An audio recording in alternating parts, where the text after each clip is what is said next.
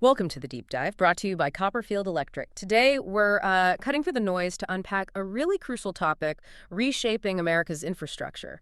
Electric vehicle or EV charging? That's right. Our mission? Well, it's to unravel the complex, sometimes turbulent story of federal funding for EV chargers. We're focusing specifically on the NEVI program and how recent developments are dramatically reshaping its future for, drivers and businesses across the country. Exactly. Our goal here is to give you a shortcut to being well informed. We'll explore where this program came from, guide you through the surprising twists and turns it's taken recently, and most importantly, distill what these latest policy changes actually mean for anyone with an interest in EVs, whether you're an individual planning a road trip or maybe a business looking at installing charging solutions. Okay, let's jump right in then. The National Electric Vehicle Infrastructure Program, NEVI, as many of you probably know, this was a cornerstone initiative, came out of the Bipartisan Infrastructure Investment and Jobs Act back in 2021. Right, big deal at the time. Huge. And its goal was ambitious. Allocate a staggering $5 billion to expand EV charger access along what the program called alternative fuel corridors across the U.S. Think of it like building the backbone for highway fast charging. Exactly, a national network. Yeah. But here's where it got complicated. Just as states and businesses were gearing up, the program, well, it hit a major disruption. Yeah, big snag. In early 2025, the Trump administration suddenly imposed a 6-month freeze on all that federal EV charger funding. 6 months? Why? Well, the stated reason was to review the program's compliance with executive policy. But this wasn't just a small pause. Doesn't sound like it. No. This freeze affected thousands of proposed and pending projects. Think about state and local plans just stopped. It caused widespread uncertainty, huge delays. Wow. So thousands of projects just hanging. You can imagine that didn't go over well. What happened then? Did people just accept it? Not at all. The legal pressure ramped up very quickly. A coalition, I think it was over a dozen states, they banded together and filed suit. Their argument was pretty straightforward. This freeze violated congressional intent. They argued the administration couldn't just halt a program that Congress had passed into law, especially when states had already invested time and money based on it. Right, that makes sense. They had plans in motion, so the legal challenge forced their hand. What was the outcome in court? It did. So in June 2025, a federal judge partially blocked the administration's action. The ruling basically said the Department of Transportation, the DOT, had to resume releasing those frozen funds. Okay. So the court sided with the states, at least partially. It was a clear signal, yeah, that the program needed to move forward as Congress intended. Then, come August 2025, the DOT issued new guidance to formally unfreeze the money. That allowed NEVI to finally start moving again. Okay, funds unfrozen. But you mentioned new conditions earlier, and the Transportation Secretary, Sean Duffy, he had something to say about it. He did, yeah. His statement was quite revealing, I think. He said, and I'm quoting here, "While I don't agree with subsidizing green energy, we will respect Congress's will and make sure this program uses federal resources efficiently."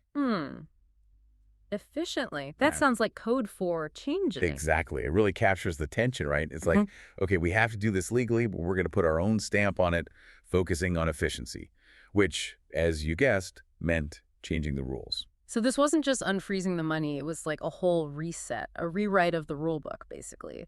How different are things now, especially with those Biden-era requirements being eliminated? It's a really significant policy shift, yes. A major overhaul. Let's maybe break down the key changes because they really affect where and how these chargers get built. Let's do that. Okay, first off, the 50-mile rule is gone. Remember how states had to put chargers every 50 miles along those corridors? Yeah, that seemed pretty rigid. It was. Yeah. Now that requirement is removed. States have much more discretion. They can decide the spacing themselves. Okay, more flexibility there. What else? Second, related to that, there's increased siting flexibility.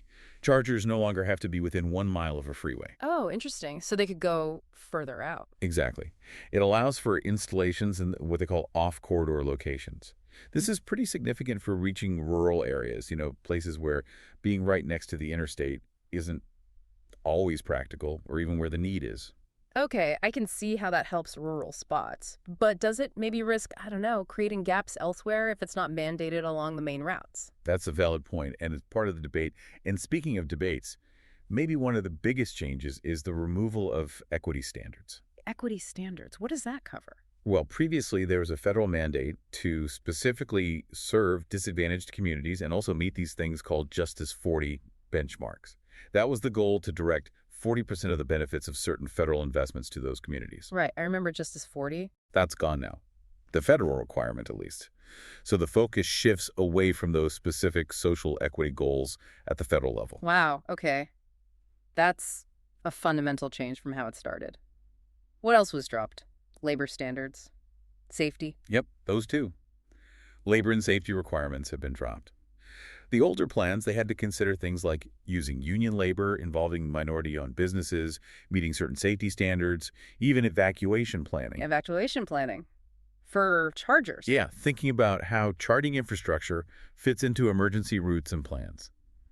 But those specific federal mandates, gone. Huh. So streamlining, maybe, but potentially losing some safeguards or social goals seems like a trade-off. That's exactly the tension, yes. And finally, there's a big push for administrative streamlining.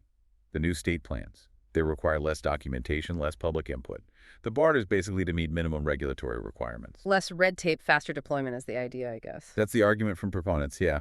Speed things up significantly. So putting it all together, these relaxed rules, it really does sound like what you call a double-edged sword for the industry. Speed versus standards, maybe.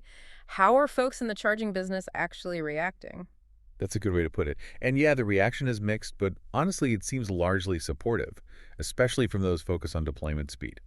There's a general feeling that cutting this quote-unquote red tape will accelerate projects that got bogged down. Any specific examples? Sure. Levi Komolnik over at CalStart, they're a nonprofit working on clean transportation. He said something like, streamlining the program will unlock more financial gains, including good jobs. So seeing it as an economic positive. Okay. And then you have trade groups like the Charge Ahead Partnership. They represent gas stations, convenience stores, retailers. Or the potential site hosts. Exactly. They're pretty happy. They argue the new rules give them way more flexibility in where they can put stations, especially helpful in rural places like, say, Wyoming or Montana, where that old 50-mile rule was really tough. Right. Geographically challenging. For sure. Ryan McKinnon, their spokesperson, basically said they cut through a lot of red tape that had slowed down the original program. And the new guidance explicitly encourages using existing spots, truck stops, gas stations, pushing that site host model where the business owner helps cover costs. Makes sense for them. But Yeah. there have to be critics, right? All that delay, the drop standards. Surely not everyone is thrilled. Oh, definitely not. While the promise is flexibility and speed, critics are pointing out that the 6-month freeze and all the uncertainty have already done real damage. How so? What are the numbers looking like? Well, the numbers are pretty stark, actually. As of mid-August 2025, only 382 NEVI-funded charging ports were actually up and running nationwide. Only 382 out of funding for how many? Over 4,000 had been funded by that point, so a tiny fraction operational. Wow. That's slow. Very slow. And put this in context. Private companies like Tesla and Electrify America, they added over 7,100 new fast charging ports just in the first half of 2025 alone. Okay, so the private sector is just lapping the federal program during this period. Massively. It really shows how policy shifts, even freezes, can just slam the brakes on public projects.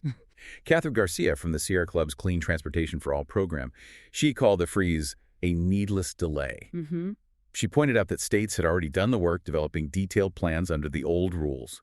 She called this whole situation more than half a year of unnecessary disruption, essentially arguing the red tape excuse doesn't hold up because it just caused more delay. Right. Rewriting plans takes time, too. So where do things stand right now? What's the immediate next step for states? Okay, so the clock is ticking. States now have just 30 days, a really tight deadline, to resubmit their revised EV charger plans under these new looser rules. 30 days. Wow. And if they don't? They risk losing their share of the NEVI grant money. And there's a lot still on the table. The DOT says nearly 84% of that original $5 billion is still unallocated. Billions waiting to be deployed. Billions. So the pressure is on states to update their plans quickly to claim those funds. Are states ready? Are they moving? Some definitely seem poised to act fast. Pennsylvania, for instance, they've already committed funds for over 150 stations. They've indicated they plan to move forward quickly with the new guidelines.